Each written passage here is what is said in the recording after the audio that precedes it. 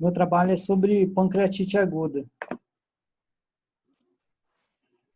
Paciente do sexo feminino, com 33 anos, trabalha como advogada e é católica. Ela procurou emergência devido à dor abdominal, juntamente com náuseas e vômitos, há 2 dias. E, após a avaliação do médico, foi diagnosticada com pancreatite e permanece em jejum para a realização de exames bioquímicos. Ela apresenta abdômen globoso e distendido e língua saburrosa.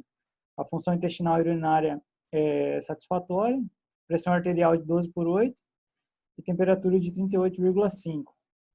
Os dados antropométricos, peso e a altura foram relatados, 70 quilos e 1,62 de altura. IMC dela deu 26,7 quilos por metro quadrado, classificado como sobrepeso, e ACB de 32 centímetros, também classificado como sobrepeso. Os exames sugeridos foram proteína C reativa, que pode indicar inflamação na pancreatite na fase aguda, amilase e lipase, que são enzimas produzidas no pâncreas, que podem estar bastante alteradas também nessa fase. Os triglicerídeos também pode apresentar bastante alterado na fase aguda. Colesterol total, HDL, LDL, também já são mais pela parte da frequência alimentar da paciente, que ela relatou ingerir bastante frituras, doce e refrigerantes com frequência. A glicemia em jejum e hemoglobina glicada seria mais pela uma suposta diabetes que essa paciente pode ter, pela presença da língua saburrosa. O TGO e o TGP são importantes indicadores da função hepática, para ver se essa fase aguda não comprometeu também o fígado. História dietética da paciente, ela relatou estar inapetente, quando consegue se alimentar, apresenta vômito logo em seguida. O paciente possui o hábito de comer frituras com frequência e faz alta ingestão de refrigerantes e doces, e tem uma baixa ingestão hídrica. O diagnóstico clínico. Paciente com IMC 26,7, sobrepeso, de acordo com o OMS. Classificação de CB também apresenta sobrepeso. Paciente diagnosticado com pancreatite, sugerindo ser a fase aguda da doença, pela presença de temperatura corporal elevada, abdômen distendido, a inapetência. Esses são importantes indicadores da fase aguda, da pancreatite na fase aguda. Foi sugerido os exames de glicemia em jejum e hemoglobina glicada para paciente com suspeita de uma possível diabetes, devido à língua saburrosa. A fundamentação. O pâncreas é um órgão que fica na parte superior do abdômen e na parte inferior do estômago, possuindo ductos que ligam diretamente ao duodeno.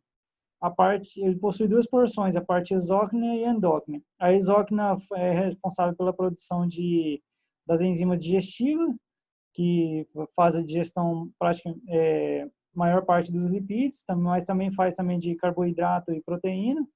E a endócrina é responsável pela produção de insulina e glucagon.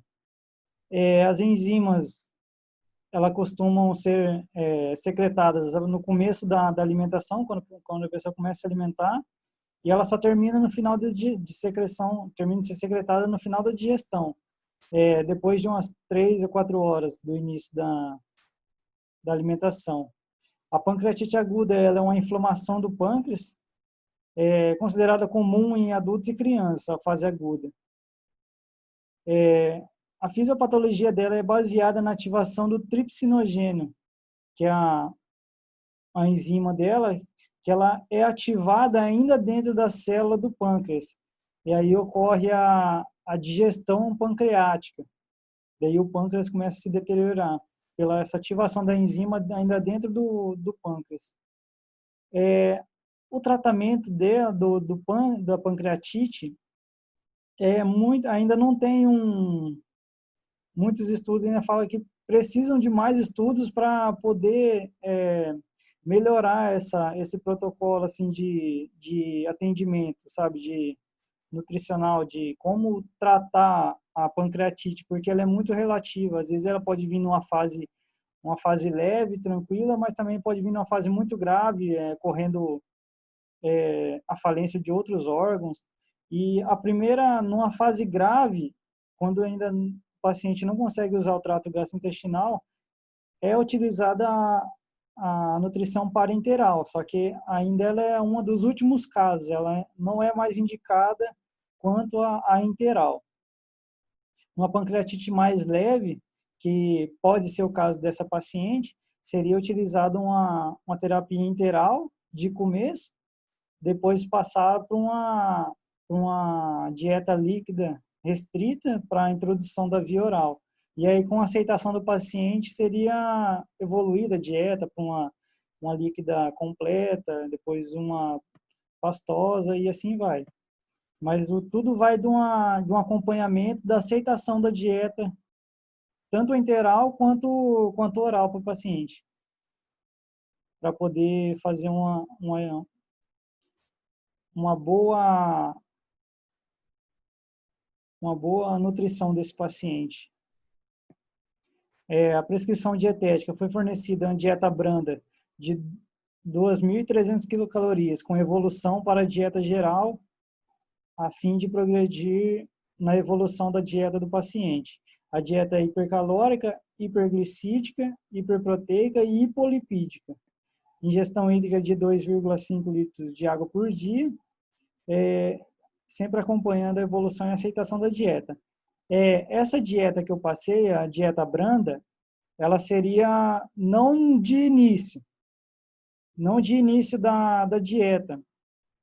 Ela seria já logo após uns dias, depois de ter passado a crise aguda da paciente, depois de ter iniciado a dieta oral ali com a dieta líquida, depois de ter passado uma líquida completa, uma pastosa, e aí já iniciando a fase da dieta branda, que seria o caso, eu fiz aqui mais para adequar as quilocalorias mesmo, porque senão a dieta líquida, muito difícil chegar a 2.300 calorias, que seria mais ou menos o que ela necessitava.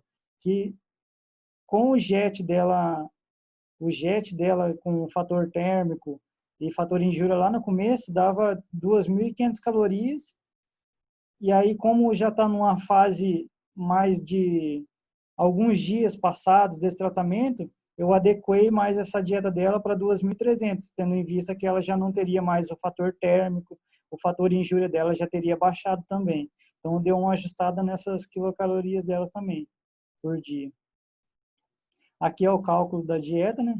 Que é o JET de 2.500, uma regra de bolso que eu fiz com 30 calorias, que é para como ela está em sobrepeso também, mas eu fiz também 30 calorias para ela para fazer a manutenção do peso, para ela não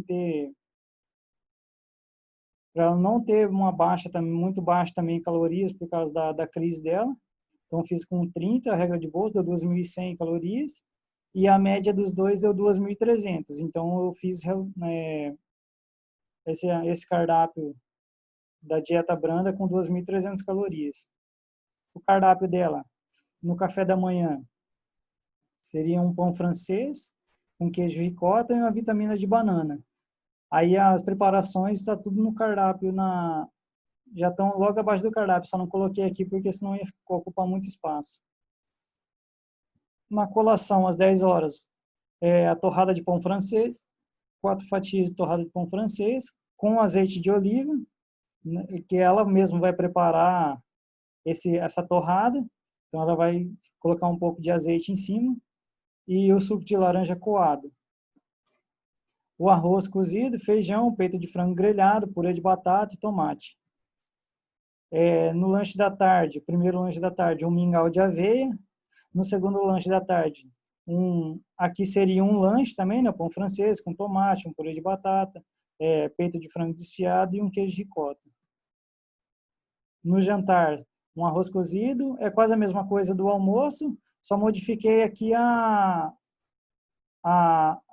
salada. Salada não, o legume, que seria uma abóbora cozida. E na ceia, um iogurte desnatado natural com morango. Aí aqui ela prepara, se ela quiser bater ou se ela quiser picar e comer com iogurte, aí fica a critério dela. Também está especificada no cardápio dela. Aqui a adequação dos macros.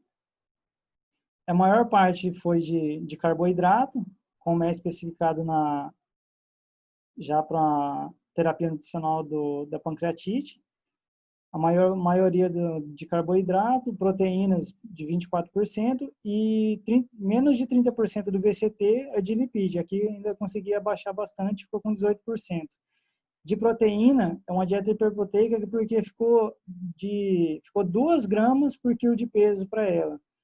Uma dieta bastante proteica até.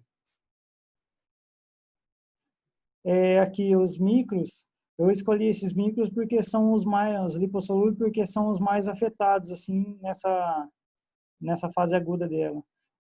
A pancreatite aguda ainda não é a mais afetada, já a mais afetada mesmo é a pancreatite crônica, né? Que é onde o paciente possui mesmo uma baixa ingestão de gordura, que prejudica bastante essa absorção desses nutrientes. Mas a aguda também prejudica, mas não é tanto, porque o paciente ainda até se recupera mais rápido. Então, aqui a vitamina A ficou adequada, só a vitamina E e a D, que não teve uma adequação tão grande, mas porque a vitamina D já é mesmo difícil de ser adequada numa dieta normal. E a vitamina E também foi prejudicada também porque não pude, que ela também é rico em óleo, em óleo vegetal, não óleo vegetal, mas óleo de oliva, às vezes em peixes, tem bastante vitamina E. Então, como esse é um pouco mais restrito a esses alimentos, então ficou um pouco mais difícil também de adequar a vitamina E. Mas está justificada a vitamina E e a D também. As orientações adicionais, eu não coloquei tudo aqui, porque senão vai ficar muito. Não ingerir bebidas alcoólicas, consumir várias refeições durante o dia em pequenas quantidades, consumir os alimentos ricos em carboidratos e pobres em gorduras, escolher as carnes magras para não estimular a secreção de enzimas digestivas.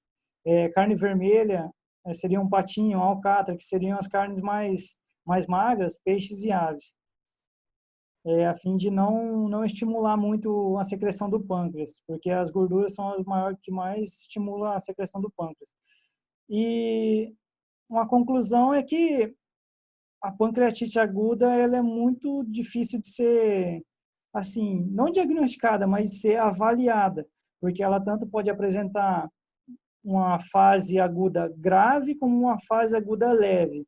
E, tipo, dependendo da conduta que for passada, tipo, se for errada, pode comprometer muito o organismo desse paciente, porque ela tanto atinge o pâncreas como também pode atingir outros órgãos.